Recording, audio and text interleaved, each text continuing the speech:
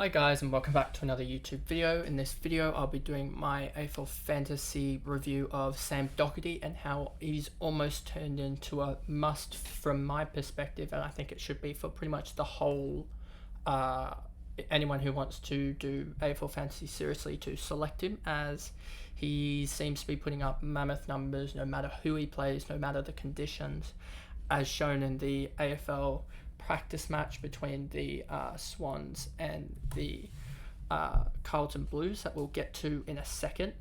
But before we get to that,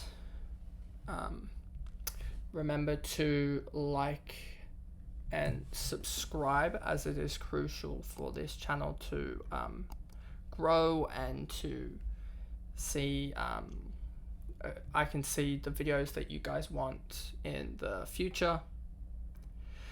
So if I now go over to the AFL, if I go and switch screens to this screen here, I've got this, and then I've got a couple of tabs open that we'll use as well. So Sam Docherty is currently owned by 33% of the comp. I probably expect that to go up to 35 by the time the season starts.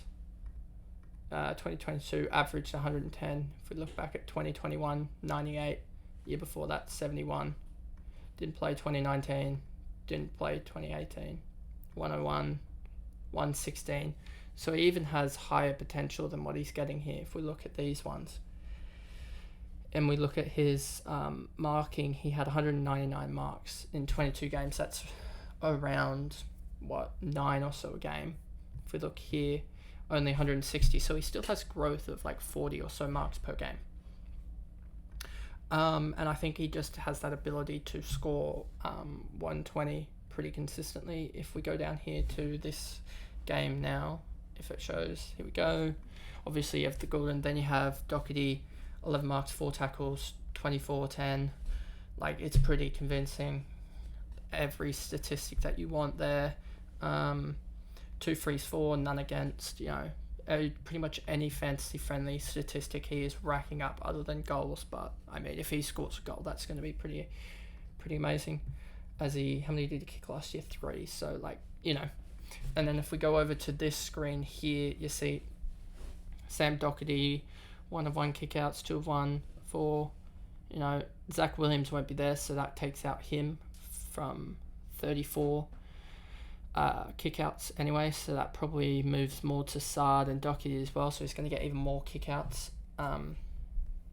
If we look at they mostly went to Adam Sard. I don't know if Nick Newman will take as many this year, and Mitch McGovern probably won't take many, because Sam Docherty didn't take any in these 2 games, as I think he filtered into the midfield, which still, the only games he didn't take any was when he was in the midfield, so you see, I think he should do pretty well there. Don't need that anymore. So 24 kicks, 10. There isn't much more he could possibly do, I don't think. As you see here, it's pretty much similar to this Hawthorn game. Here, if we look for other games, pretty similar. And I think with this stretch he had to finish off the season, there isn't much way you can tag him out of games, because he's actually tall body player, so you can't really tag him out of a game. Does it? Okay. Am I able to? No. So you can't tag him out of a game like the Swans potentially would if he was like a Nick Dacos or someone that's a little bit smaller.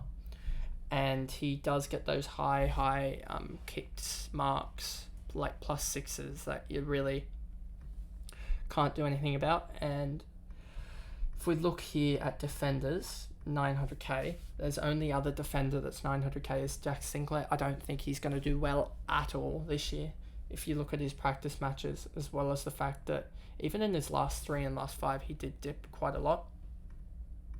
Then we look at Dawson, 100 average, Brayshaw 99 average, Sicily's probably going to drop, so, and then Witherden won't play. Then you've got Stewart as well here. You're starting to go bleak, and there could be easily a 10-15 point gap between these top scorers. Like Docherty to Dawson, and there's only Sinclair in between, was 9.5 points. So we're talking there could be easily a a 10-15 point swing here between him being D1 over everyone else in the comp. I think you could go Cummins D2 or D3, probably D2, as he's going to get those midfield minutes, but you do also want to be able to get probably a combination of Green, Callahan, Cornelio, and Cummins, and you probably want two. I have one at the moment, but I have a thought here that if I can get, do I decide to go with Warple or Callahan, and then I can get Mitchell up to someone huge like even a Bont, and go to two Bulldogs in the midfield. So that's the thought there. So basically, Docherty, I think he obviously won't get the defender midfield status. He won't get dual positions here. So it's all about him being that D1, and I think he's going to be the runaway D1. He might even be, I don't think he'll be with there being Laird and stuff in the midfield. I don't think he'll be the best midfielder in the comp, but I don't think there'll be I think he'll be in like 3rd or 4th overall for best player, as in terms of fantasy scoring. He's an out and out D1. There's not much better than him. And yeah, there isn't. If we look down here even further, Jake Lloyd's not going to be a good option. Houston, not a good option. You're getting down to already here D3s or so at the end of the season. And it's more about picking the right option. And I don't think there's many good options for you out there. So if I change back, that is the video there and then of the AFL Fantasy Sam Docherty review, and how he is going to be the best defender in the game, hands down. And he's going to be in my team pretty much the whole season unless for injury. So remember to quickly like and subscribe. There's other videos of player, walkthroughs with Tom Mitchell and who else did I do? I did Errol Gould, and that's who it was after his big 177. So once you go through those, and then there's also the AFL Fantasy, just the whole playlist that will be up in the top right, and there'll be the preseason games and potentially one of preseason games, or the AFL team previews. That will be the other playlist. Thanks guys, goodbye.